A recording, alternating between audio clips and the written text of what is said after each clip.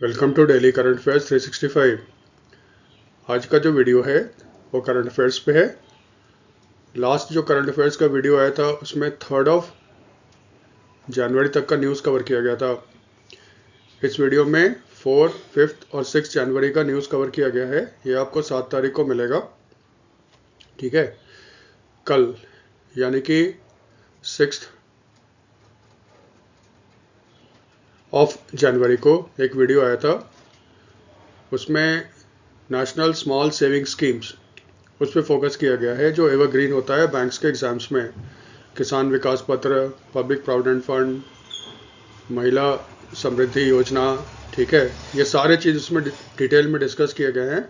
तो जो basically bank का एग्ज़ाम देते हो उसको ज़रूर देख लेना, क्योंकि वो एवरग्रीन है, कभी भी आपके एग्जाम्स में आ सकता है। उसका टाइम से कोई मतलब होता नहीं है। हाँ, अगर इंटरेस्ट रेट चेंज होगा तो फिर थोड़ा अपडेट करना, बाकी सारा इन्फॉर्मेशन वही रहेगा। हम लोग स्टार्ट करते हैं। देखो, आज का जो पहला न्यूज़ चूज़ किया है वो है आरबीआई ने एक मेमोरेंडम ऑफ अंडरस्टैंडिंग साइन किया है दिल्ली गवर्नमेंट के साथ, ठीक है। जिसमें वो दिल्ली गवर्नमेंट के डेट को मैनेज करेगा। डेट का मतलब होता है कर्ज। आप जानते हो दिल्ली एक स्टेट नहीं है, एक यूनियन टेरिटरी है, ठीक है। और इसमें एक लेजिस्लेचर है। लेजिस्लेचर मतलब यहाँ पे एक विधानसभा है, ठीक है। पिछले साल इलेक्शन हुआ था और दिल्ली में बीजेपी की गवर्नमेंट आई थी। बीजेपी के चीफ मिनिस्टर कौन है? रेखा गुप्ता। उसने ये एग्रीमेंट साइन किया है आरबीआई के साथ और ये इम्प्लीमेंट होने वाला है 9 जनवरी के साथ। इसके कुछ इम्प्लीकेशंस हैं और ये डेड श्योर हो, ये एग्ज़ाम में आएगा। हर एग्ज़ाम में ये आपका आएगा, इवन सिविल सर्विस में भी आएगा, बैंक एग्ज़ाम में तो आएगा ही आएगा, ठीक है। पहले ना काम का चीज़ इसमें जो है ना वो डिस्कस कर, पहले ना इस एग्रीमेंट का इम्पोर्टेंस समझते हैं, फिर बाकी सब अपने आप समझ में आएगा। आप जानते हो पार्लियामेंट ने लॉ पास किया था जिसके तहत आरबीआई बना है। उस लॉ का नाम है आरबीआई एक्ट 1934। और आरबीआई ने फिर काम करना कब शुरू किया था? 1 अप्रैल 1935 को। इस एक्ट के तहत बहुत सारा काम दिया गया है आरबीआई को। उसमें से एक पे हम लोग अभी फोकस करेंगे। इसमें जो सेक्शन 21 है ना, वो कहता है आरबीआई सेंट्रल गवर्नमेंट का बैंकर होगा, ठीक है। यानी कि भारत सरकार का बैंकर कौन होगा? आरबीआई। इसका देखो सिंपल सा मतलब होता है, जब भी हम लोग ये बैंकर वर्ड यूज़ करते हैं ना, उसका मतलब ये होता है हम वहाँ पे अपना पैसा जमा करते हैं और फिर जब विड्रॉल करने जाते हैं तो बैंक हमें विड्रॉल करने की अनुमति देता है। प्लस बैंक से अगर हमें लोन वोन की ज़रूरत होगी तो फिर बैंक हमें लोन प्रोवाइड करने के लिए हेल्प करेगा, और अगर हम इस लायक होंगे तो। क्योंकि अगर बैंक को लगता है कि हम लोन के लायक नहीं हैं, रिस्क का लेवल बहुत ज़्यादा है, तो हमें लोन देने से मना कर सकता है। बैंक का जब बात करते हैं ना, बैंकर, बैंकर का मतलब यही होता है जहाँ पे हम अपना पैसा जमा करते हैं, ज़रूरत के समय पैसा निकाल सकते हैं और फिर वो हमें लोन वगैरह की सुविधा प्रोवाइड कर सकता है। सेम कंडीशन देखो यहाँ पे है। सेंट्रल गवर्नमेंट जो है ना, उसका अकाउंट है आरबीआई के पास वो एक करंट अकाउंट है। सेंट्रल गवर्नमेंट के पास जो भी पैसा आता है वो उस अकाउंट में जमा हो जाता है, ठीक है। उसके बाद फिर गवर्नमेंट को जब ज़रूरत होती है तो फिर उसमें से पैसे वगैरह निकाल लेता है वो। प्लस गवर्नमेंट ऑफ इंडिया कर्ज लेती है। इसके लिए गवर्नमेंट ऑफ इंडिया इशू करता है गवर्नमेंट सिक्योरिटीज़, ठीक है। ट्रेजरी बिल्स वगैरह सुना होगा, या शॉर्ट टर्म कैश मैनेजमेंट के लिए वेज एंड मीन्स एडवांस वगैरह भी यूज़ किया जाता है। अभी उसमें हम लोग नहीं जा रहे हैं, सिंपल ही रखते हैं। इसका मतलब भारत सरकार के कर्ज के लिए मैनेजमेंट भी कौन करता है? आरबीआई। ये देखो आर्टिकल 21 में लिखा हुआ है आरबीआई को ये काम करना पड़ेगा। 21A ये जोड़ा गया था बाद में, यानी कि 1956 में अमेंडमेंट किया गया और फिर इसमें जोड़ा गया 21A। 21A में ये कहा गया कि आरबीआई, अगर कोई स्टेट गवर्नमेंट है भारत में तो वो आरबीआई के साथ एग्रीमेंट कर सकता है, तब फिर आरबीआई उसका बैंकर बन जाएगा। बैंकर का मतलब उस स्टेट गवर्नमेंट का पैसा वैसा आरबीआई में जमा होगा, आरबीआई उसको लोन मार्केट से दिलाने में मदद करेगा, ठीक है। स्टेट गवर्नमेंट जो लोन लेता है ना मार्केट से, उसको एसडीएल बोला जाता है, स्टेट डेवलपमेंट लोन बोला जाता है। जैसे गवर्नमेंट ऑफ इंडिया इशू करता है ना गवर्नमेंट सिक्योरिटीज़, उसी तरह स्टेट गवर्नमेंट का होता है, उसको एसडीएल बोलते हैं, ठीक है। स्टेट डेवलपमेंट लोन्स बोलते हैं। ये सारा काम आरबीआई करता है स्टेट गवर्नमेंट से। भारत में एक एक करके सारे स्टेट ने उसके साथ एग्रीमेंट करना शुरू कर दिया। भारत में आज कोई भी ऐसा स्टेट नहीं है इंक्लूडिंग सिक्किम, सभी ने आरबीआई के साथ ये एग्रीमेंट साइन कर लिया है। इसका मतलब आरबीआई भारत में सेंट्रल गवर्नमेंट और स्टेट गवर्नमेंट का बैंकर है। अब देखो बात आ जाता है यूनियन टेरिटरी की। यूनियन टेरिटरी स्टेट नहीं है, उसको जो भी पावर मिलता है ना वो सेंटर से मिलता है। ठीक है, तीन ही यूनियन टेरिटरी है भारत में सॉरी, तीन ही यूनियन टेरिटरी है भारत में जिसका अपना एक लेजिस्लेटिव असेंबली है। एक है दिल्ली, दूसरा है पुडुचेरी और तीसरा है आपका जम्मू एंड कश्मीर। ठीक है, तो देखो जम्मू कश्मीर जब स्टेट था तभी उसने आरबीआई के साथ एग्रीमेंट कर लिया था। बाद में जब 2019 में वो यूनियन टेरिटरी बना, वो एक एग्रीमेंट कंटिन्यू रहा। पुडुचेरी का पहले से ही आरबीआई के साथ एग्रीमेंट है। एक ही बचा था यूनियन टेरिटरी जिसका आरबीआई के साथ एग्रीमेंट नहीं था, वो कौन था आपका, वो था दिल्ली। तो दिल्ली भी आपका एग्रीमेंट कर लिया है। इसका मतलब भारत में सारे स्टेट्स और तीन यूनियन टेरिटरी जहां पे लेजिस्लेचर है उन्होंने आरबीआई के साथ एग्रीमेंट कर लिया है। यहाँ तक क्लियर है? इसका मतलब आरबीआई अब दिल्ली का मर्चेंट बैंकिंग का काम करेगा, यानी कि उसके डेट को मैनेज करेगा, उसके अकाउंट डिपॉजिट्स वगैरह को स्वीकार करेगा। यहाँ तक क्लियर है? ये देखो बहुत सिंपल सा है। इसको ना, ये देखो सिविल सर्विस में भी आएगा, लेकिन हम लोग सिविल सर्विस फोकस अभी बिल्कुल नहीं कर रहे हैं। एक अलग सा वीडियो बनाएंगे, उसमें डिटेल में इसका डिस्कशन करेंगे। बैंक वाले इतना काफ़ी है आपके लिए, और भी रहेगा। उसमें अगर इंटरेस्ट होगा तो आप देख लेना, वो आज या कल ही हम अपलोड कर देंगे। यहाँ तक ठीक है? देखो ये क्लियर हो गया, बैंकर हो गया, डेट मैनेजर हो गया, financial agent of the government हो गया। यहाँ तक क्लियर है? ये एग्रीमेंट तब साइन हुआ था जब जो मिनिस्ट्री ऑफ होम अफेयर्स है ना, उसने एक नोटिफिकेशन निकाला था और उसने कहा था 9 तारीख से, यानी कि 9 जनवरी 2026 से दिल्ली गवर्नमेंट का ना अपना एक सेपरेट पब्लिक अकाउंट्स होगा। ठीक है, उसके बाद ये आपका नोटिफिकेशन आया था। अब देखो इसका क्या मतलब होता है पब्लिक अकाउंट्स का। ठीक है,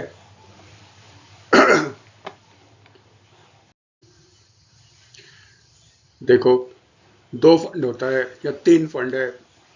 पिछले वाली वीडियो में भी आपने देखा होगा। एक को कहते हैं कंसोलिडेटेड फंड,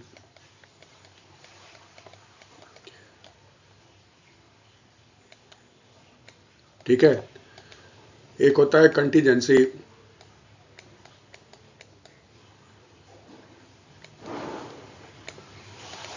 और एक होता है public accounts.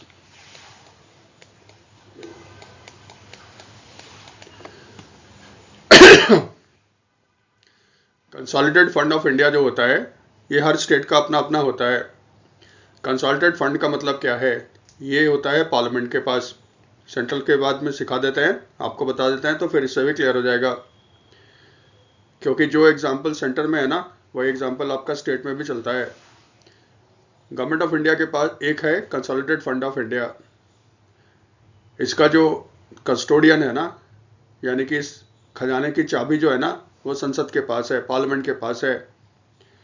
Government of India को जो भी टैक्स या रेवेन्यू आता है, जो भी गवर्नमेंट ऑफ इंडिया बोरो करता है, या फिर गवर्नमेंट ऑफ इंडिया किसी को लोन देता है, फिर उस लोन से जो रिटर्न किया जाता है वो सारे पैसे चले जाते हैं कंसोलिडेटेड फंड ऑफ इंडिया में। इसमें से पैसे गवर्नमेंट ऑफ इंडिया तभी निकाल सकता है जब पार्लियामेंट उसको अप्रूवल देगा। ये अप्रूवल कब देता है? जब पार्लियामेंट पास करता है अप्रोप्रिएशन बिल, ठीक है, जो बजट का एक पार्ट है। उसके बाद ही भारत सरकार इससे पैसे निकाल सकता है। एक होता है कंटीजेंसी फंड। कंटीजेंसी को कहते हैं आकस्मिक निधि। इसमें पार्लियामेंट क्या करता है, कुछ पैसे डाल देता है ताकि अगर कोई भूकंप आ गया, कोई प्राकृतिक आपदा आ गया, नेचुरल कैलामिटी आ गया, तो फिर प्रेसिडेंट इसमें से पैसे निकाल सकते हैं, उसके लिए खर्च कर सकते हैं, सिर्फ कंटीजेंसी के लिए। एक होता है पब्लिक अकाउंट्स। जो कंसोलिडेटेड फंड ऑफ इंडिया में पैसे नहीं आते वो पब्लिक अकाउंट्स में जाते हैं। जैसे गवर्नमेंट ऑफ इंडिया में डिपॉजिट्स किया जाता है, जैसे पब्लिक प्रोविडेंट फंड। आपने पब्लिक प्रोविडेंट फंड में कंट्रीब्यूशन किया, आपने कंट्रीब्यूशन किया किसमें, जीपीएफ, जनरल प्रोविडेंट फंड, आपने पोस्ट ऑफिस में अकाउंट खुलवाया, आपने उसमें पैसे रखे, एफडी किया, आरडी किया, किसान विकास पत्र खरीदा, ये सब फिर क्या होगा, बाद में मेच्योर होगा ना। तो ये डिपॉजिट एक्सेप्ट कर रहा है भारत सरकार फ्रॉम पब्लिक। ये पैसे और भी होता है मिसलेनियस चीज, ठीक है। तो समझने के लिए इस तरह का जो डिपॉजिट्स होता है जो पब्लिक से एक्सेप्ट करता है गवर्नमेंट, उसको पब्लिक अकाउंट्स में डाल दिया जाता है। पब्लिक अकाउंट्स की चाबी जो होती है ना, वो प्रेसिडेंट के पास होती है। इसका मतलब प्रेसिडेंट बगैर पार्लियामेंट से पूछे जब जरूरत होगा इसमें से पैसे निकाल के जिससे उसने उधार लिया उसे पैसे वापस वो कर सकता है। डिपॉजिट जिससे लिया है उसको पैसे वापस कर सकता है, उधार शब्द ठीक नहीं होगा, जिससे डिपॉजिट लिया उसको ये पैसे वापस कर सकता है। इसको कहते हैं पब्लिक अकाउंट्स। हर स्टेट में भी ऐसा ही होता है। अभी तक क्या था, दिल्ली गवर्नमेंट का जो पब्लिक अकाउंट्स था ना, वो भारत सरकार के साथ मिला हुआ था, यानी कि सेपरेट नहीं था दिल्ली गवर्नमेंट का। तो फिर आरबीआई ने शर्त रखी थी, आरबीआई के साथ एग्रीमेंट से पहले दिल्ली गवर्नमेंट का अपना एक पब्लिक अकाउंट्स होना चाहिए, तभी तो आरबीआई उसको मैनेज कर पाएगा ना। अदरवाइज भारत सरकार और दिल्ली मिक्स होगा तो आरबीआई कैसे करेगा। इसलिए गवर्नमेंट ऑफ इंडिया ने सबसे पहले क्या किया, उसने पब्लिक अकाउंट्स जो है ना दिल्ली गवर्नमेंट का, उसको अलग कर दिया। अब दिल्ली गवर्नमेंट को जो भी डिपॉजिट्स आएगा, जो भी पैसे वैसे उसके पास आएंगे, वो पब्लिक अकाउंट्स में जाएंगे। अब उसको मैनेज करेगा रिजर्व बैंक ऑफ इंडिया, तब वो प्रॉपर बैंकर का काम कर पाएगा दिल्ली गवर्नमेंट का। ये क्लियर है, ठीक है। यही इसका कंसेप्ट है, यही इसको याद रखना, ये 100% आपके एग्जाम्स में आने वाला है। अब आरबीआई किया है तो आरबीआई से रिलेटेड दूसरा न्यूज़ भी कर लेते हैं। जो पेमेंट रेगुलेटरी बोर्ड है, इसकी पहली मीटिंग हुई, और पहली मीटिंग कहाँ हुई थी, मुंबई में। हमेशा याद रखना, जो पेमेंट रेगुलेटरी बोर्ड है, इसके जो चेयरमैन होते हैं वो आरबीआई के गवर्नर होते हैं, और आप जानते हो आरबीआई के गवर्नर कौन है, Sanjay Malhotra. Payment regulatory board की पहली मीटिंग हुई थी मुंबई में। थोड़ा सा समझ लो पेमेंट रेगुलेटरी बोर्ड। भारत में आपका पेमेंट एंड सेटलमेंट सिस्टम है, ठीक है। पेमेंट एंड सेटलमेंट सिस्टम जो है ना, वो गवर्न होता है पेमेंट एंड सेटलमेंट एक्ट 2007 से। एक्ट का नाम भी यही है, payment and settlement act 2007। Bharat में पेमेंट के लिए कौन कौन सा इंस्ट्रूमेंट यूज़ करते हो, चेक यूज़ करते हो, वो इसका पार्ट होता है। और फिर इलेक्ट्रॉनिक यूज़ करते हो, आरटीजीएस, एनईएफटी होता है, आईएमपीएस होता है, यूपीआई वगैरह यूज़ करते हो ना, ये सारा पेमेंट एंड सेटलमेंट के अंदर आता है। ये पूरा जो नेटवर्क है, इसको रेगुलेट करता है reserve bank of India under the payment and settlement act 2007। इसको ना रेगुलेट करने के लिए एक बोर्ड बनी थी। बोर्ड का नाम था board for the regulation and supervision of payment and settlement system, RBI के अंदर था, जिसके हेड हुआ करते थे आरबीआई के गवर्नर संजय मल्होत्रा। बाद में क्या हुआ, इसमें चेंज किया गया। 2017 का जो फाइनेंस एक्ट था ना, उसने आरबीआई एक्ट में चेंज किया था, और इसमें कहा गया ये जो board for regulation and supervision of payments and settlement act है ना, इसको रिप्लेस करेगा एक बॉडी जिसका नाम होगा पेमेंट रेगुलेटरी बोर्ड, ठीक है। पेमेंट रेगुलेटरी बोर्ड का नोटिफिकेशन गवर्नमेंट ऑफ इंडिया ने या मिनिस्ट्री ऑफ फाइनेंस ने मई 2025 में नोटिफाई किया। देखो, एक्ट पास हुआ था 2017 में, लेकिन ये लागू कब से हुआ है, मई 2025 में। उसके बाद फिर पेमेंट रेगुलेटरी बोर्ड का गठन हुआ, और फिर जनवरी में 2006 में इसकी पहली मीटिंग हुई। अब आ जाओ एग्जाम पे। एग्जाम में पहला जो पेमेंट रेगुलेटरी बोर्ड है, उसने किसको रिप्लेस किया है, उसने रिप्लेस किया है BPSS, board for regulation and supervision of payment and settlement systems. Payment regulatory board है क्या, it is the highest policy making body on the payment system in India, ठीक है। इसके कितने मेंबर होते हैं, 6, और इसका चेयरमैन हमेशा कौन होगा, आरबीआई का गवर्नर। यहाँ तक क्लियर है, ठीक है। अब देखो मेंबरशिप का कंपोजिशन कैसा होगा। 3 मेंबर आरबीआई से आएंगे, एक तो गवर्नर खुद होंगे जो एक्स ऑफिशियो इसके चेयरमैन होंगे, आरबीआई के एक डिप्टी गवर्नर होंगे। अगर गवर्नर नहीं है तो फिर इसका चेयरमैन कौन बन जाएगा, ये डिप्टी गवर्नर बन जाएगा। और एक मेंबर होगा जिसको आरबीआई नॉमिनेट करेगा from the central board of the RBI. ये जो central board of the RBI है, ये आरबीआई की हाईएस्ट डिसीजन मेकिंग बॉडी है। इसका मतलब 3 मेंबर आरबीआई से आ जाएगा, ठीक है। 3 मेंबर जो होगा ना, उसको नॉमिनेट करेगा गवर्नमेंट ऑफ इंडिया। ये कौन है? एक जो सेक्रेटरी है in the ministry of electronics and information technology, क्योंकि याद रखना आज भारत में पेमेंट एंड सेटलमेंट टोटली क्या है? ऑनलाइन सिस्टम है, तो इसीलिए secretary ministry of electronics and information technology को रखा गया है। फिर department of financial services, Bharat में जितने सारे बैंक्स हैं ना, वो यूनियन मिनिस्ट्री ऑफ फाइनेंस में जो डिपार्टमेंट ऑफ फाइनेंशियल सर्विसेज है ना, उसके अंदर आते हैं, ठीक है। इसका मतलब आरबीआई वगैरह भी इसी के अंदर आता है, तो उसके सेक्रेटरी हो गए। और तीसरा जो है ना, एक है अरुणा सुंदरराजन, ये एक रिटायर्ड आईएएस ऑफिसर हैं। इसका मतलब 3 आरबीआई, 3 भारत सरकार, इतना है। 2 और इसके मेंबर होते हैं, वो अभी छोड़ सकते हैं हम लोग। दूसरा, लॉ में कहा गया है कि ये जो पेमेंट सेटलमेंट बोर्ड है, इसको एक फाइनेंशियल ईयर में कम से कम कितना बार मिलना पड़ेगा? ट्वाइस। तो देखो ये फाइनेंशियल ईयर खत्म होने वाला कब है? 2020, 31 मार्च 2026 को। तो शायद इस बार एक और मीटिंग ना हो पाए, लेकिन अगले साल से आप देखिएगा कम से कम इसको 2 बार मिलना होगा। एक एक लाइन पे क्वेश्चन है, इसको आराम से याद करना, ठीक है। ये तो देखो था आरबीआई से इंपॉर्टेंट है।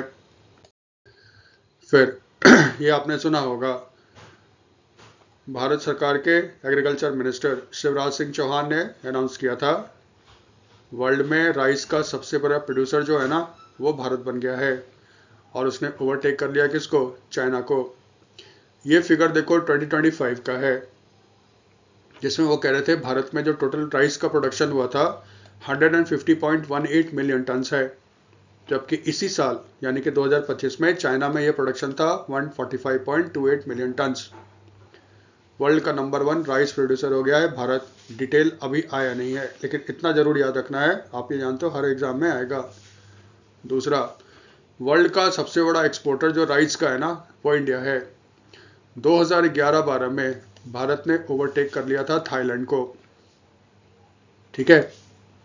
और तब से लेके आज तक वर्ल्ड का नंबर 1 राइस एक्सपोर्टर जो है ना, वो इंडिया है, ठीक है। 2011-12 से ये 2 चीज याद रखना बहुत इंपॉर्टेंट है।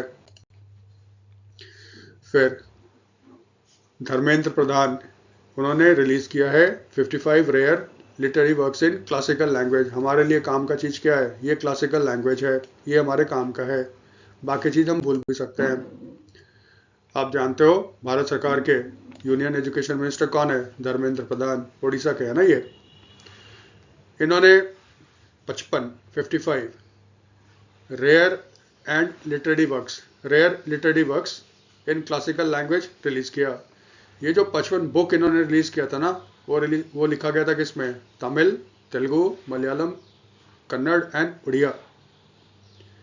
लेकिन जानते हो हमारे काम का चीज यहाँ पे क्या है? Classical language. ऐसे याद रखना भारत सरकार ने आपका एक पॉलिसी लाया था, जिसमें इंडिया में कुछ जो लैंग्वेज है ना, उनको क्लासिकल लैंग्वेज का स्टेटस दिया जाएगा। उसमें फिर टर्म्स एंड कंडीशंस भी दिया गया था, क्या क्या टर्म्स एंड कंडीशंस होने चाहिए जिसपे वो लैंग्वेज क्लासिकल लैंग्वेज होगा। हमें टर्म्स एंड कंडीशन से मतलब अभी नहीं है, ठीक है। भारत में जो पहला लैंग्वेज जिसको क्लासिकल लैंग्वेज का स्टेटस दिया गया था, वो था आपका तमिल, ठीक है, इन 2004। उसके बाद गवर्नमेंट ऑफ इंडिया ने नोटिफाई किया था संस्कृत को 2005 में।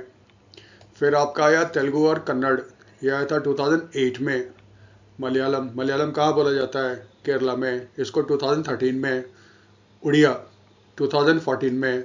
मराठी, पाली, प्राकृत, बंगाली एंड असमी, इसको 2024 में क्लासिकल लैंग्वेज का स्टेटस दिया गया था। आज के डेट में टोटल क्लासिकल लैंग्वेज भारत में कितने हैं? 11। ये इंपॉर्टेंट है हमारे लिए। सबसे पहला लैंग्वेज कौन था? तमिल, संस्कृत, तेलुगु, कन्नड़। इसका मतलब देखो साउथ इंडिया में जितने लैंग्वेज हैं, तमिलनाडु का तमिल हो गया, कर्नाटका का हो गया आपका कन्नड़, आंध्रा और तेलंगाना का हो गया तेलुगु, फिर केरला का हो गया मलयालम। ये पांचों हैं आपके ये चारों हैं आपके साउथ इंडिया के, फिर संस्कृत तो होगा ही हो गया, उड़ीसा का हो गया उड़िया, महाराष्ट्र का हो गया मराठी, बंगाल का हो गया बंगाली, असम का हो गया असमी।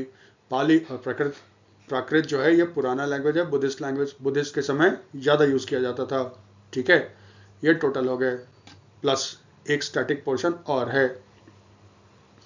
ये जो 55 बुक्स पब्लिश किए गए हैं ना, तमिल, तेलुगु, मलयालम, कन्नड़ एंड उड़िया में, इसको पब्लिश किसने किया है? Central institute of Indian language. ये कहाँ पे स्थित है? मैसूर। मैसूर कहाँ है? कर्नाटका। ये स्टैटिक हो जाएगा, क्वेश्चन ऐसे फ्रेम करेगा, central institute of Indian language ये कहाँ पे स्थित है? मैसूर। ठीक है, ये स्टैटिक पोर्शन होगा, इसको जरूर याद रखना। यहाँ तो क्लियर है? बुक्स पे ही रहते हैं हम लोग। एक बुक रिलीज किया गया है, कुतुब ए मोदी, लाल किला की फासिल से। ठीक है, देखो सिंपल सा है भाई, ये किताब जो है ना उर्दू भाषा में लिखी गई है, नाम से ही लग रहा है उर्दू में है। इसमें है क्या? प्रधानमंत्री 2014 में, सॉरी नरेंद्र मोदी 2014 में बने थे प्राइम मिनिस्टर, जून में। उसके बाद इन्होंने 15 अगस्त 2014 को पहली बार भाषण दिया था रेड फोर्ट से as the prime minister of India. Last भाषण कब दिया था? 15 अगस्त 2025 को। जितना उन्होंने भाषण दिया था ना इंडिपेंडेंस डे का रेड फोर्ट से, लाल किला से, उसी को कंपाइल किया गया है इसमें। और ये किस भाषा में है? ये है आपका उर्दू भाषा में। इसको पब्लिश किसने किया है? National council for promotion of Urdu language, जो किसके अंदर आता है? Under the ministry of education. और बुक रिलीज किसने किया था? धर्मेंद्र प्रधान। वो तो आप जानते हो कौन है, यूनियन मिनिस्टर फॉर एजुकेशन, यही याद रखिएगा। ठीक है, फिर गवर्नमेंट ऑफ इंडिया ने अनाउंस किया है कि वो एक एआई होता है आर्टिफिशियल स्किलिंग, वो एक आर्टिफिशियल स्किलिंग प्रोग्राम लॉन्च करेगा, जिसका टारगेट होगा भारत में 10 लाख यूथ को एआई स्किल इम्पार्ट करना, यानी कि उनको ट्रेन किया जाएगा आर्टिफिशियल इंटेलिजेंस में। तो एक क्वेश्चन यहीं पे बन गया, कितने लोगों को एआई में ट्रेनिंग दी जाएगी? 10 लाख। ये कौन है? अश्विनी वैष्णव। ठीक है, और कौन है अश्विनी वैष्णव? बहुत सारा पोर्टफोलियो है हमारे काम का। ये यूनियन मिनिस्टर है फॉर आईटी एंड इंफॉर्मेशन, ये रेलवे मिनिस्टर भी है ना इन्होंने।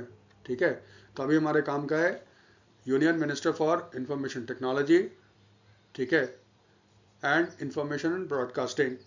इन्होंने अनाउंस किया था। कब अनाउंस किया? जब ये वर्चुअली एड्रेस कर रहे थे रीजनल आर्टिफिशियल इंटेलिजेंस कॉन्फ्रेंस जो हो रहा था जयपुर राजस्थान में। देखो है क्या, भारत ना फरवरी में होस्ट करेगा 4th global AI impact summit new Delhi में। गवर्नमेंट ऑफ इंडिया क्या कर रहा है, इसके फरवरी में होने से पहले भारत में जितने भी स्टेट है ना, वहाँ पे रीजनल आर्टिफिशियल इंटेलिजेंस कॉन्फ्रेंस आयोजित कर रहा है। एक क्या होगा, इससे लोगों में अवेयरनेस बढ़ेगी, ठीक है, उत्सुकता बढ़ेगी, प्लस इससे ना 4th global AI impact summit जो होगा उसका इम्पैक्ट भारत पे मैक्सिमम पड़ेगा। ठीक है, याद रखना, ये जो ग्लोबल एआई इम्पैक्ट समिट है ना, ये सबसे पहले हुआ था यूनाइटेड किंगडम में, उसके बाद हुआ कोरिया में, और लास्ट ईयर हुआ था कहाँ पे? फ्रांस में। ठीक है, इसका मतलब भारत विश्व का चौथा देश है जहाँ पे ग्लोबल एआई इम्पैक्ट समिट आयोजित किया जा रहा है। ये क्लियर है? फेब में होगा, इसको डिटेल में करेंगे क्योंकि तब तक थीम वीम भी इसका आ जाएगा।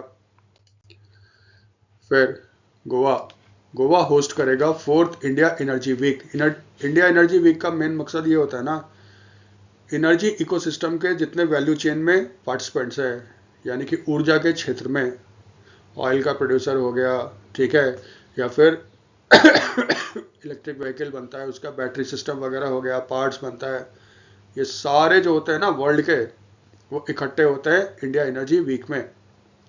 तो जो 4th इंडिया एनर्जी वीक होगा वो कहाँ पे होगा? गोवा में होगा, 27 से 30 जनवरी 2026 को।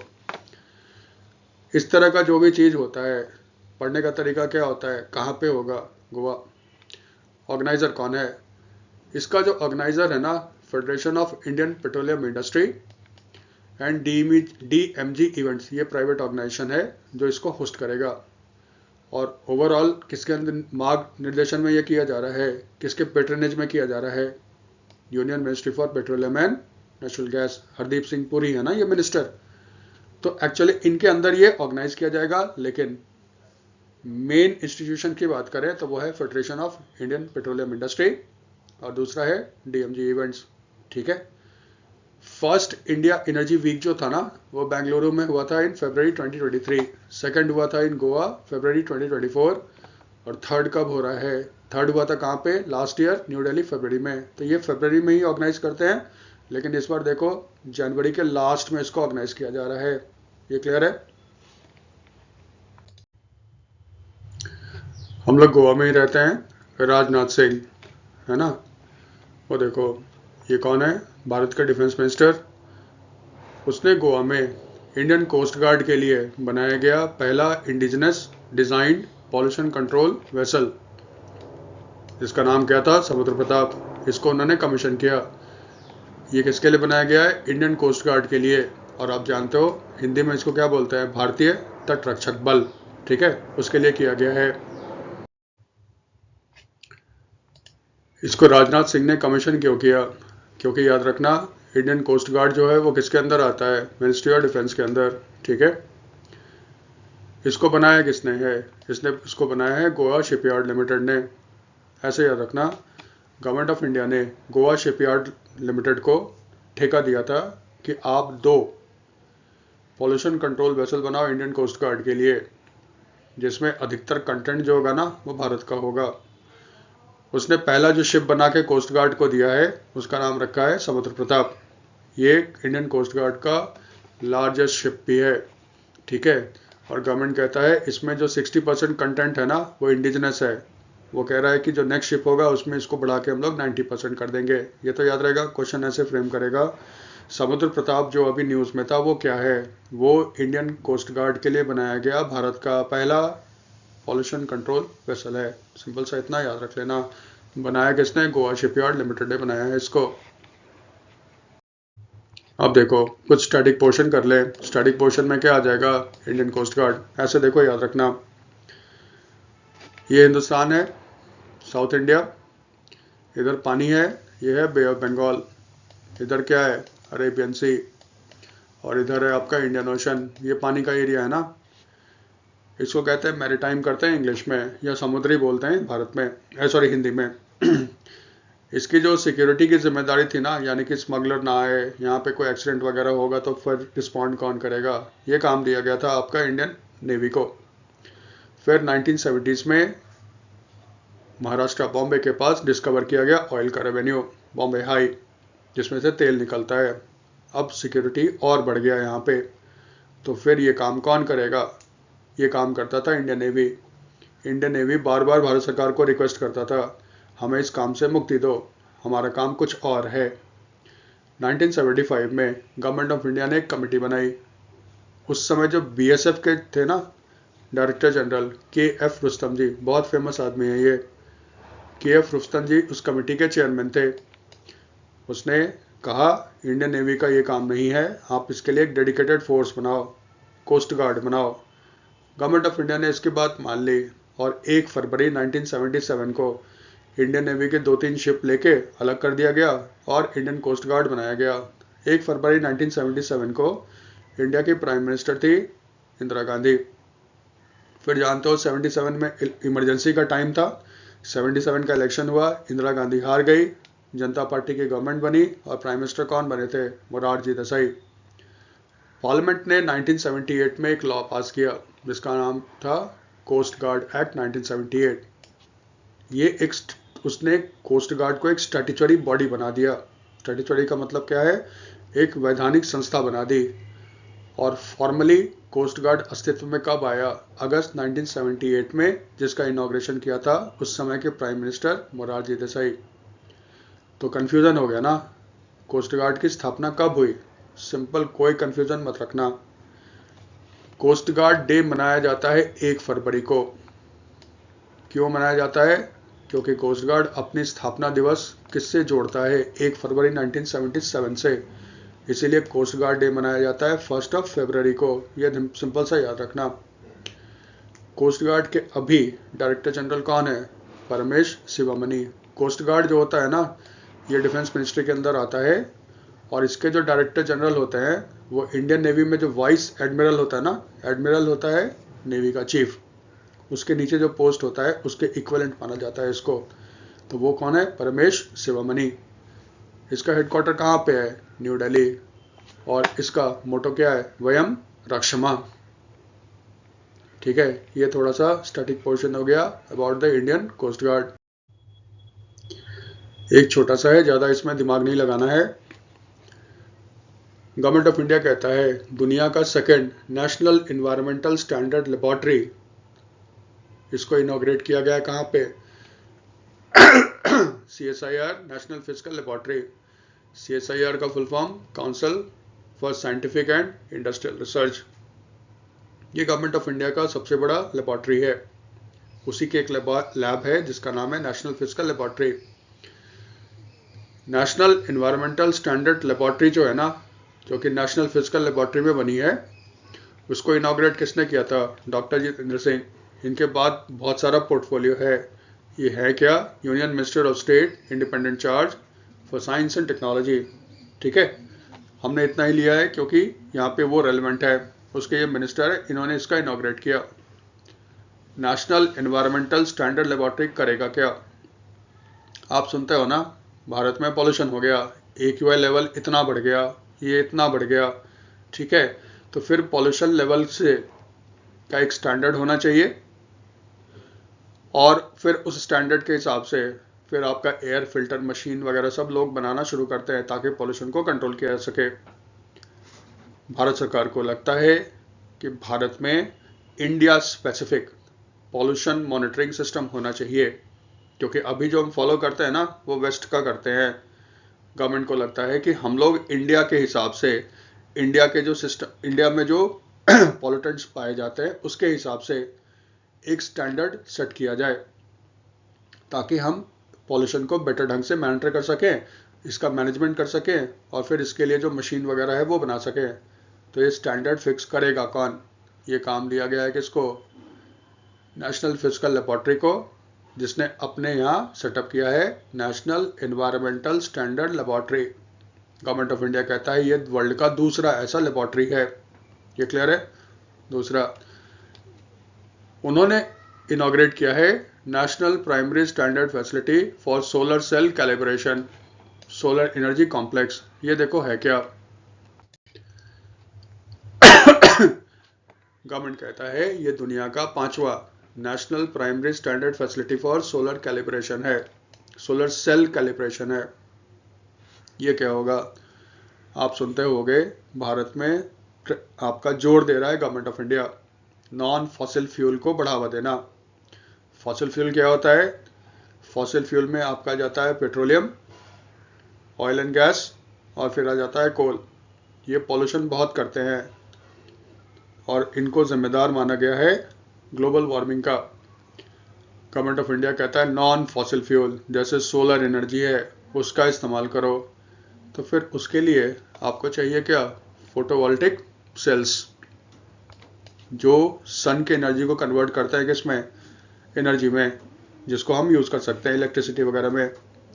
तो फिर भारत में अब इसका कोई एक स्टैंडर्ड होना चाहिए ना। तो फिर ये स्टैंडर्ड तय कौन करेगा? National primary standard facility for solar cell calibration. ये दोनों कहाँ है? NPL, नेशनल फिजिकल लेबोरेटरी में। नेशनल फिजिकल लेबोरेटरी ये है कहाँ पे? दिल्ली में।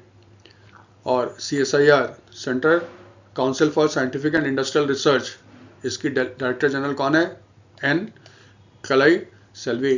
ये पहली विमेन है जो, याद रखना, ये पहली विमेन है, यानी कि पहली महिला है जो डायरेक्टर जनरल बनी है CSIR की। याद है? ठीक है, सिंपल सा याद रखना, ज़्यादा इसमें दिमाग नहीं खपाना है। फिर एक था सवालकोट हाइडल प्रोजेक्ट ऑन चेनाब। जैसे पिछला जो वीडियो था उसमें आपने देखा था दुल्हस्ती 2।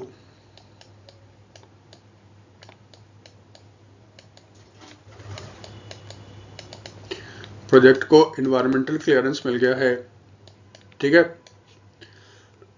यानी कि भारत सरकार अब दुलास्टी 2 हाइडल प्रोजेक्ट बनाएगा। सेम कंसर्न यहाँ पे है।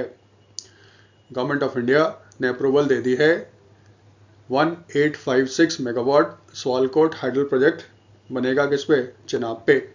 ये पहले से ही था लेकिन 2014 में इसको रोक दिया गया था। क्यों? क्योंकि झगड़ा था किस पे, इंडस वाटर ट्रीटी पे। फिर रिपीट कर देते हैं। तो इंडस वाटर ट्रीटी है, इसमें कितने रिवर्स हैं, एक है इंडस, फिर है इसमें आपका झेलम,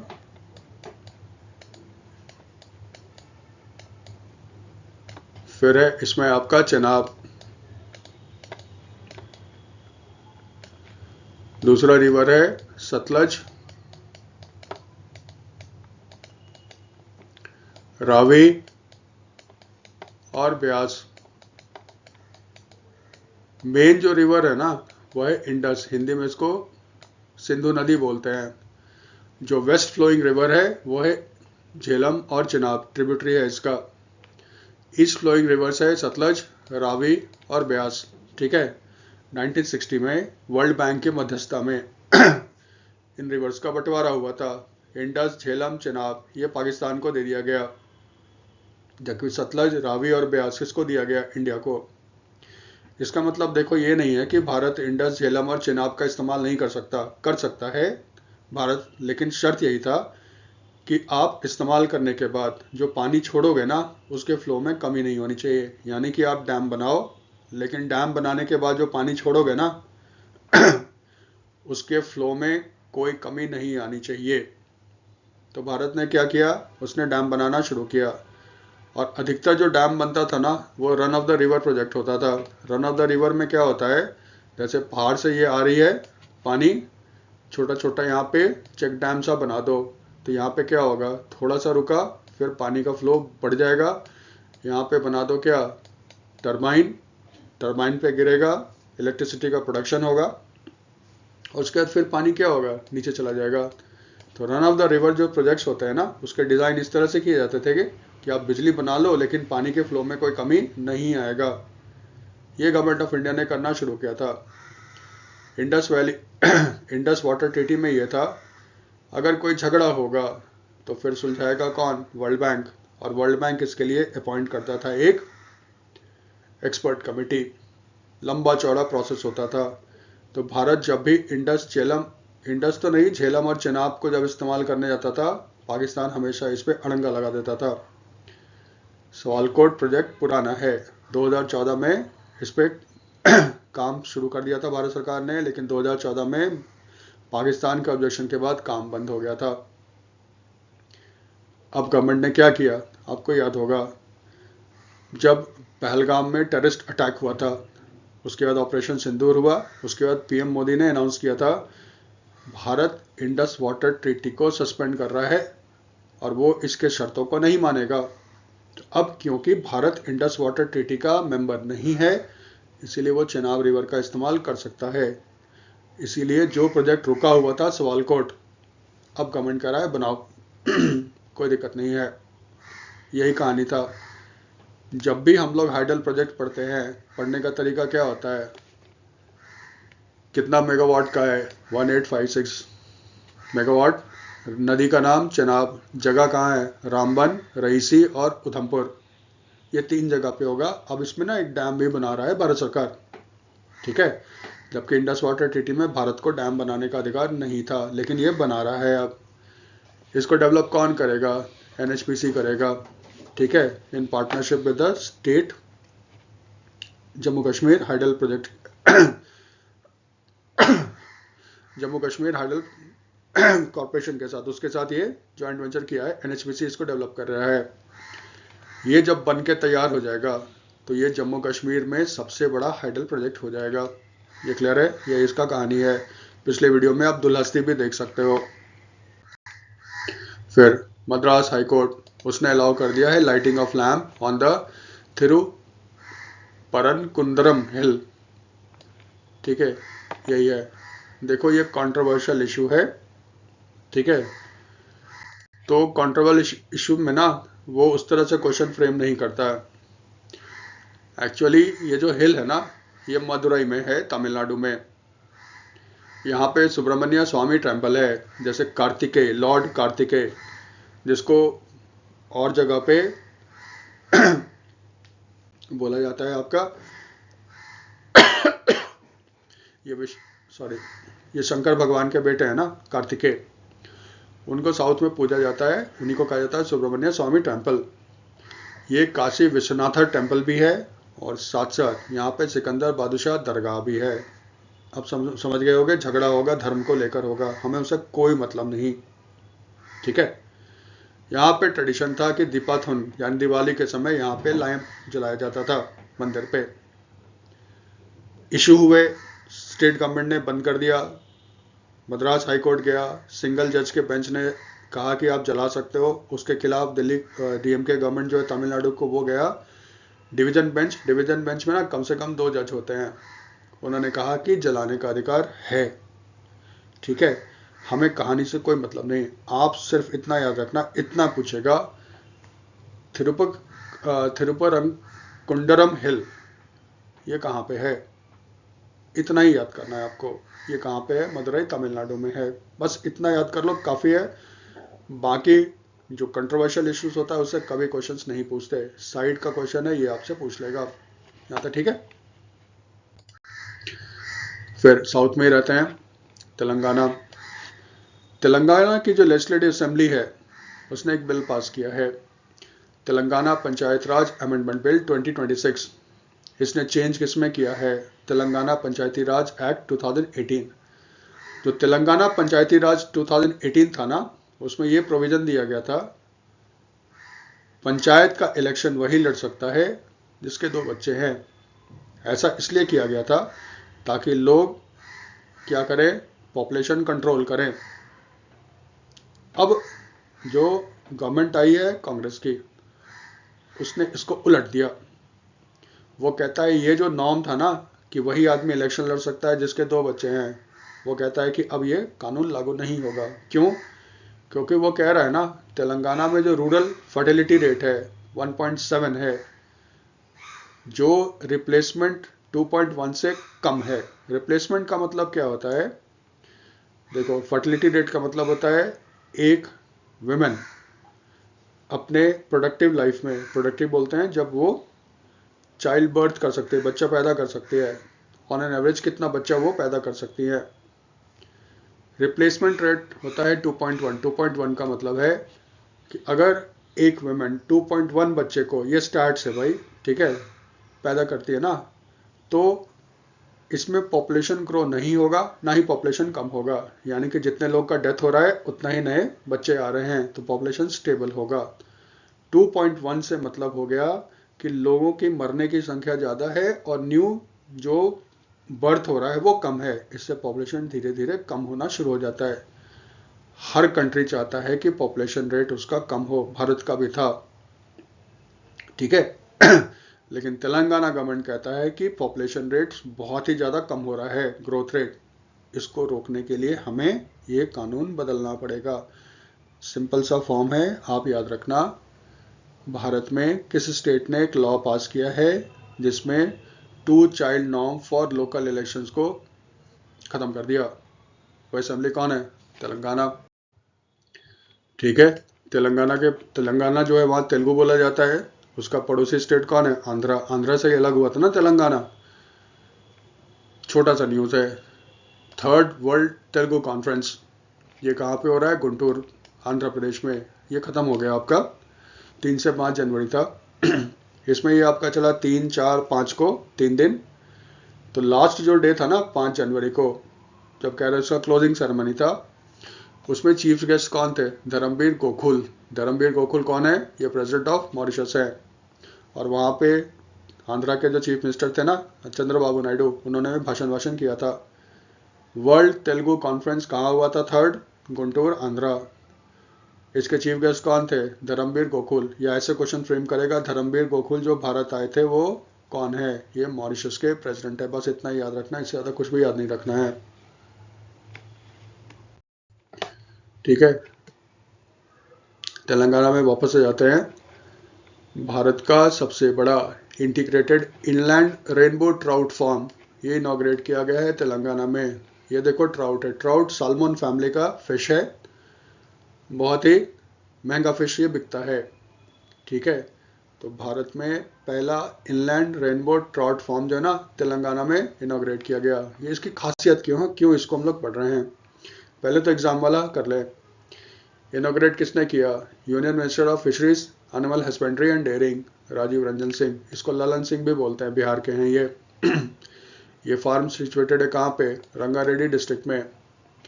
इसको किसने बनाया है? स्मार्ट ग्रीन एक्वाकल्चर, ये एक स्टार्टअप फर्म है।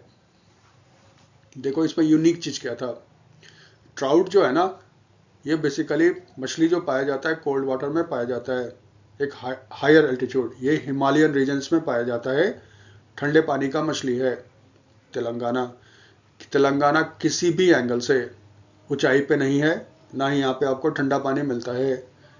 इन्होंने क्या किया है, इस तरह से इंजीनियरिंग किया है ना कि तेलंगाना जैसे गर्म जगह पे भी ये फिश आपका पाला जा सकता है। साइंस का इस्तेमाल किया गया है, इसीलिए बहुत ही न्यूज़ में था। यही याद रखना। भारत का largest integrated inland rainbow trout farm कहाँ सेटअप हुआ है? In the Rangareddy district of Telangana. ये तो ठीक है, राजीव रंजन सिंह तो याद ही रहेगा। देखो राजीव रंजन सिंह वहां पे क्यों गए थे? वो गए थे ना, बोर्ड की मीटिंग थी एनएफडीबी। एनएफडीबी क्या होता है? National fisheries development board. ये उन्हीं के मिनिस्ट्री के अंदर आता है। उसका 12th बोर्ड का जो मीटिंग था ना, 12th annual meeting of the board of national fisheries development board. ये देखो ये जो बिल्डिंग बनाया गया है ना, ये बिल्कुल देखो मछली के जैसे बनाया गया है। और इसका जो हेडक्वार्टर है ना, ये कहाँ पे आपका? ये हेडक्वार्टर हैदराबाद तेलंगाना में है। वहाँ पे मीटिंग हो रही थी। वहाँ पे उन्होंने क्या अनाउंस किया? उन्होंने कहा कि जो एक रीजनल सेंटर सेटअप किया जाएगा एट थिरुवनंतपुरम केरला में। और ये भी अनाउंस कर दिया कि प्रधानमंत्री मोदी जब केरला जाएंगे तब वो इसका इनॉग्रेशन करेंगे। ठीक है। अब यहाँ पे काम का चीज देखो क्या आ गया। पहला, नेशनल फिशरीज डेवलपमेंट बोर्ड, ये किस मिनिस्ट्री के अंदर आता है? ये आता है ministry of fisheries, animal husbandry and dairying. इसका हेडक्वार्टर कहाँ पे है? हैदराबाद तेलंगाना। इसके रीजनल सेंटर्स देखो कहाँ कहाँ है। लेटेस्ट जो बनेगा सदर्न सेंटर कहाँ होगा? तिरुवनंतपुरम। इसके अलावा जो है ना, नॉर्दर्न सेंटर जो है ना, ये आपका Sultanpur village in Gurugram Haryana.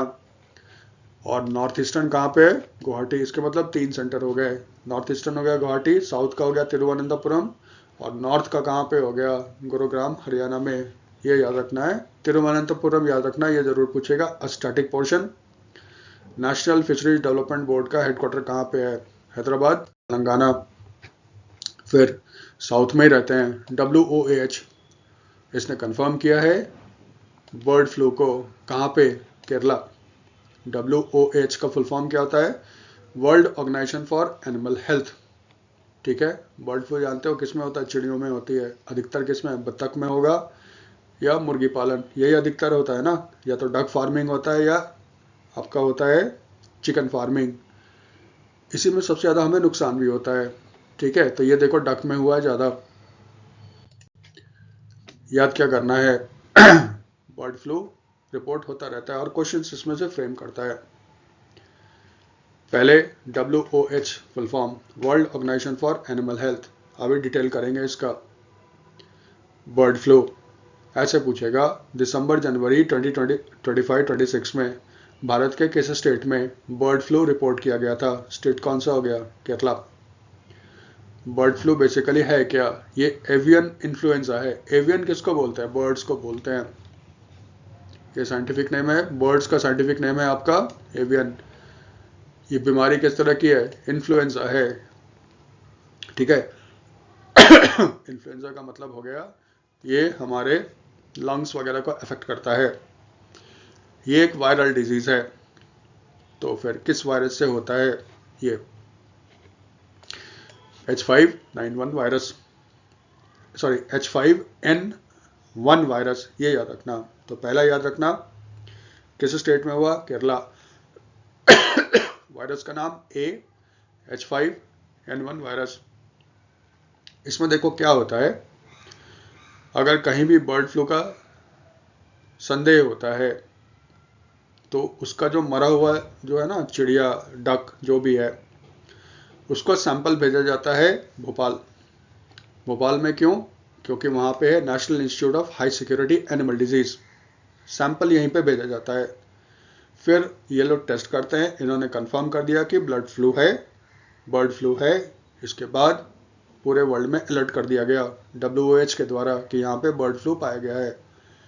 Normally bird flu humans को अफेक्ट नहीं करता, लेकिन कुछ कुछ केसेस में देखा गया है कि वो ह्यूमंस को भी अफेक्ट करता है। जो पहला केस था जिसमें बर्ड फ्लू का केस ह्यूमंस में देखा गया था, ये पाया गया था हांगकांग में 1997 में। और भारत में सबसे पहली बार ना ये रिपोर्ट किया गया था हरियाणा में जून 2021 में। और ये किस में पाया जाता है? जो पोल्ट्री वर्कर होते हैं, यानी कि जो मुर्गी पालन होता है या डक फार्म्स जहाँ पे होते हैं, जहाँ पे लोग काम करते हैं ना, उसमें इन्फेक्टेड डक से ये हो जाता है किसको? ह्यूमंस को, लेकिन बहुत कम होता है। तो आप याद रखना AH5N1, फिर national institute of high security animal disease Bhopal, state का नाम क्या है? केरला। अब थोड़ा सा स्टडी पुश कर लो। WOAH, ठीक है, 1924 में पेरिस फ्रांस में एक ऑर्गेनाइजेशन सेटअप किया गया था। उसका नाम था ऑफिस इंटरनेशनल डेस इपिजूटिस। रिंडर पेस्ट डिजीज होता है कैटल्स में, इसको फुट एंड माउथ डिजीज बोलते हैं। यूरोप में मैसिव फैला हुआ था। तो फिर इस डिजीज को टैकल करने के लिए ये ऑर्गेनाइजेशन बनाया गया था। 2003 में इसका नाम चेंज करके कर दिया गया world organisation for animal health. ये एक इंटर गवर्नमेंटल ऑर्गेनाइजेशन है, यानी कि इसके मेंबर कौन है? कंट्रीज इसके मेंबर हैं। इसका मेन काम क्या होता है? ये कोऑर्डिनेट करता है global response to animal health emergencies and the prevention of zoonotic disease. Zoonotic क्या होता है? जो डिजीज एनिमल से ट्रांसमिट होता है किसमें? ह्यूमंस में, उसको कहते हैं जूनोटिक। जैसे कोरोना, कोरोना माना जाता है बैट से आया है, तो एनिमल से ह्यूमंस मीन्स में आया ना, इसीलिए इस तरह के डिजीज को कहा जाता है जूनोटिक डिजीज। ये क्लियर है? WOAH का हेडक्वार्टर कहाँ पे है? पेरिस फ्रांस में। और आज के डेट में इसके कितने मेंबर कंट्री है? 183 मेंबर कंट्री हैं। एक न्यूज़ आया था, मिनिस्ट्री ऑफ ट्राइबल अफेयर्स ने MOU साइन किया है with the ONGC to support capacity building in Eklavya model residential school. देखो इस तरह का क्वेश्चन भी आता है। क्वेश्चन देखो कैसे पूछेगा। हाल ही में मिनिस्ट्री ऑफ ट्राइबल अफेयर्स ने एकलव्य मॉडल रेजिडेंशियल स्कूल्स के कैपेसिटी डेवलपमेंट के लिए किस कंपनी के साथ एग्रीमेंट साइन किया था? ONGC। आता है ऐसा, ध्यान रखना। ये देखो न्यूज़ है क्या। देखो कंपनीज एक्ट 2013 के तहत इंट्रोड्यूस किया गया था CSR, corporate social responsibility.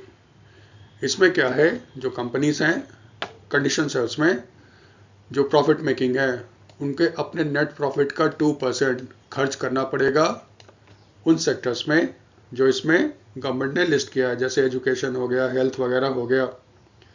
ONGC भी एक प्रॉफिट मेकिंग कंपनी है। तो कॉर्पोरेट सोशल रिस्पॉन्सिबिलिटी के तहत वो 28 करोड़ खर्च करेगा किस पे? For capacity development of Eklavya model residential school. ये तो क्लियर है। अब एकलव्य मॉडल रेजिडेंशियल स्कूल, क्योंकि ये गवर्नमेंट स्कीम है, स्टैटिक है, एवरग्रीन है, कभी भी पूछ सकता है, उसके बारे में जान ले। ये आता है मिनिस्ट्री ऑफ ट्राइबल अफेयर्स के अंदर। और इसको लॉन्च कब किया गया था? 97-98 में। इसका उद्देश्य क्या है? जो शेड्यूल्ड ट्राइब बच्चे हैं ना, जो रिमोट एरिया में रहते हैं, उनको क्वालिटी एजुकेशन प्रोवाइड किया जाएगा। और किन बच्चों के लिए है? क्लास 6 से लेकर 12 तक। 2022 में मिनिस्ट्री ने एक रूल बनाया, भारत में जितने भी ब्लॉक हैं, अगर वहाँ पे शेड्यूल्ड ट्राइब का पॉपुलेशन 50% से ज़्यादा है तो वहाँ पे एक एकलव्य मॉडल रेजिडेंशियल स्कूल खुलेगा। या फिर जहाँ पे कम से कम 20,000 ट्राइबल पर्सन्स रहते हैं, वहाँ भी एकलव्य मॉडल रेजिडेंशियल स्कूल खुलेगा। ये तो आपका स्टैटिक का पोर्शन हो गया। स्टेट में ही रहते हैं हम लोग। एक न्यूज़ आया था, उत्तर प्रदेश टॉप किया है D regulation 1.0 ranking for investment friendly states. Government of India ने 23 प्रायोरिटी रिफॉर्म एरियाज आइडेंटिफाई किया है और स्टेट को कहा है ना, आप इसको इम्प्लीमेंट करो ताकि आपके स्टेट में लोग पैसा लगा सकें। ये 23 प्रायोरिटी रिफॉर्म एरिया जो है ना, इसको 5 सेक्टर्स में डिवाइड किया गया है। रिफॉर्म किस में करना है? Land, building and construction, labour, utilities and permissions. Utilities का मतलब हो गया ना, पानी, बिजली, ये सब होता है ना, नेट वगैरह फैसिलिटी। इन सेक्टर्स में आप रिफॉर्म करो, ईज ऑफ डूइंग बिजनेस आसान करो ताकि स्टेट में लोग इन्वेस्टमेंट कर सकें। अभी लिस्ट जो आया था उसमें टॉप किसने किया है? उत्तर प्रदेश ने किया है। यही सिंपल सा है। एक बहुत सिंपल पूछेगा, डी रेगुलेशन 1.0 रिपोर्ट है ना सेंट्रल गवर्नमेंट में, उसने किस स्टेट ने टॉप किया? उत्तर प्रदेश। इसके अलावा और कहीं कोई न्यूज़ नहीं है। सेकंड पे कौन, थर्ड पे कौन, कोई पता नहीं है। ठीक है, आ जाओ इंटरनेशनल न्यूज़ पे। ये तो देखो है निकोलस मदुरो। लास्ट जो वीडियो आपका आया था 4 को आपको मिला था, रात को बनाया गया था, उस समय ये क्लियर नहीं था कौन वहाँ का बना है वेनेजुएला का प्रेसिडेंट। और उस समय जब दे रहे थे ना, तो ऑपरेशन का भी उसने जिक्र नहीं किया था, कोड नेम, लेकिन बाद में आ गया था 4 तारीख के सुबह, तो वीडियो में शामिल नहीं किया गया था, इसलिए उसका अपडेट है ये है निकोलस मदुरो, वेनेजुएला के स्ट्रॉन्गमैन या प्रेसिडेंट, जिसको अमेरिकन उठा कर ले गए हैं यूएस। ट्रायल भी शुरू हो गया है न्यूयॉर्क में। उनकी जो वाइस प्रेसिडेंट है ना, डेल्सी रॉड्रिगेज, उनको स्वान इन किया गया एज द इंटरिम प्रेसिडेंट। ठीक है, रिपीट, वेनेजुएला के कॉन्स्टिट्यूशन में दिया गया है अगर प्रेसिडेंट नहीं होगा तो उसके जगह पे आपका वाइस प्रेसिडेंट बन जाता है इंटरिम प्रेसिडेंट। वहाँ के सुप्रीम कोर्ट, वेनेजुएला के सुप्रीम कोर्ट ने ऑर्डर दिया, उसके बाद डेल्सी रॉड्रिगेज ने शपथ ली है as the interim president of Venezuela. Nicolas Maduro और उसकी वाइफ सिलिया फ्लोरेस को यूएस के डेल्टा फोर्स ने उठा के ले गए कराकस से। वेनेजुएला की कैपिटल क्या है? कराकस, है ना, वहां से उठा के ये लोग ले गए थे, वो तो जानते हो। इस ऑपरेशन का नाम क्या है? Absolute resolve. ये यूएस ने दिया है इसका। ये सब चीज़ तो आप जानते हो, थोड़ा सा आप ये जान लो। वेनेजुएला में डोनाल्ड ट्रंप का इंटरेस्ट क्या है? ऑयल। वर्ल्ड में ऑयल का सबसे ज़्यादा रिजर्व्स किसके पास है? वेनेजुएला के पास। सेकंड पे आता है सऊदी, थर्ड पे आता है ईरान। ये तो ठीक है वेनेजुएला में। लेकिन जानते हो, इतना ऑयल होने के बावजूद भी वो बहुत ही एक गरीब देश है। उस पर यूएस ने लगा रखा है सैंक्शन। जब डोनाल्ड ट्रंप आपके प्रेसिडेंट थे फर्स्ट टर्म में, तो 2019 में उन्होंने लगा दिया था वेनेजुएला पे सैंक्शन। ठीक है, आज वेनेजुएला की ये हालत है कि वहाँ पे मुश्किल से 1 million barrel per day production होता है ऑयल का। ठीक है, एक चीज़ का ध्यान रखना, जब भी ऑयल की बात होती है ना, प्रोडक्शन बताते हैं बैरल। एक बैरल में कितना तेल होता है? एक बैरल में होता है 158.897 लीटर। ये जरूर याद रखना, ये भी पहले कभी एग्जाम में पूछा गया है। तो इसमें होता है 158.897 लीटर के करीब होता है। ठीक है, सॉरी मैंने उल्टा कर दिया यहाँ पे, ये 987 है, 158.987, यानी कि रफली कितना हो गया? 159 लीटर हो गया एक बैरल में। वेनेजुएला में ऑयल का प्रोडक्शन बहुत ही कम होता है, ये याद रखना। वेनेजुएला में जो भी ऑयल का प्रोडक्शन होता है ना, उसका 80% जो ऑयल था वो बाय करता कौन है? चाइना। चाइना के लिए बहुत बड़ा एक प्रॉब्लम माना जा रहा है, क्योंकि चाइना के लिए वेनेजुएला एक चीप सोर्स ऑफ ऑयल था, वो अब डोनाल्ड ट्रंप ने ख़त्म कर दिया। दूसरा, भारत की बात कर लो। एक समय था जब हम लोग वेनेजुएला से बहुत ज़्यादा तेल खरीदते थे। 2013 में भारत ने वेनेजुएला से जितना भारत ऑयल का इंपोर्ट करता था ना, उसका 12.4% वेनेजुएला से आया करता था। 2020 के ऑनवर्ड्स हम लोगों ने तेल खरीदना बंद कर दिया, क्योंकि यूएस ने उस पर लगा दिया था सैंक्शन। आज की बात करो 2025 की, तो जितना भारत इंपोर्ट करता है उसका सिर्फ 0.6% जो ऑयल है ना वो वेनेजुएला से आता है। इसका मतलब भारत पे बहुत ज़्यादा असर नहीं पड़ेगा। ठीक है, वहाँ पे 2 इंडियन कंपनी ने इन्वेस्ट कर रखा ऑयल फील्ड में। ओवीएल होता है ओएनजीसी विदेश लिमिटेड। ये ओएनजीसी की एक सब्सिडरी कंपनी है। तो इंडिया से बाहर जो इंटरनेशनल ऑयल एक्सप्लोरेशन का काम करता है ना, उसके लिए ओएनजीसी ने एक अलग कंपनी बना रखी है। उस कंपनी का नाम है ओवीएल, ओएनजीसी विदेश लिमिटेड। ये 40% स्टेक होल्ड करता है इन सैन क्रिस्टोबल प्रोजेक्ट। ये ऑयल फील्ड है, यहाँ पे 40% इसका हिस्सा है। लेकिन 2014 में इसने यहाँ पे प्रोडक्शन बंद कर दिया था। क्यों?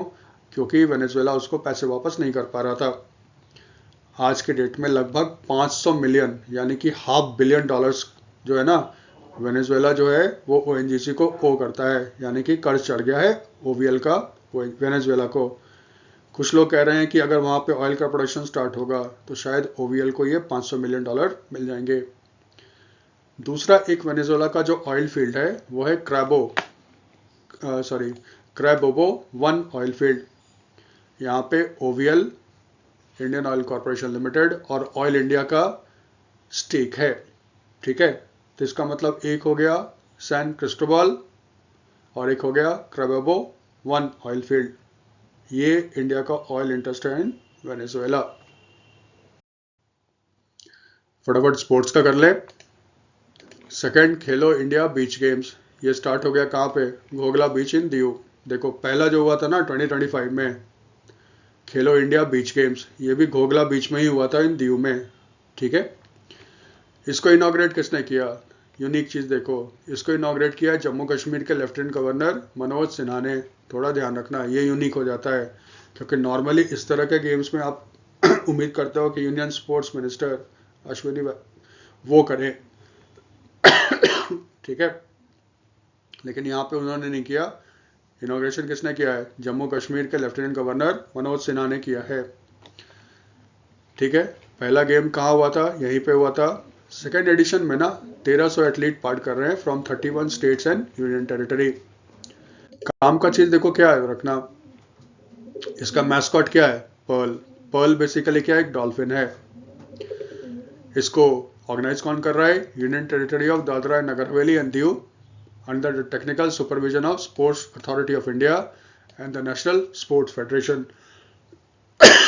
इसमें देखो 8 खेल हैं, लेकिन जो बीच मलखम और टग ऑफ वॉर है ना, रस्साकसी जिसको बोलते हैं, ये डेमोन्स्ट्रेशन स्पोर्ट है। इसका मतलब इसमें मेडल नहीं दिया जाएगा, यानी कि मेडल स्पोर्ट्स कितने हो गए? 6। बीच मलखम और बीच टग ऑफ वॉर जो है ना डेमोन्स्ट्रेशन स्पोर्ट है। याद रखना इसका मैस्कॉट क्या है? पर्ल। वो क्या है? डॉल्फिन मछली है। मछली नहीं, डॉल्फिन मैमल होती है। फिर ये है मनोज कोठारी, ये बिलियर्ड्स वर्ल्ड चैंपियन थे, इनका डेथ हो गया।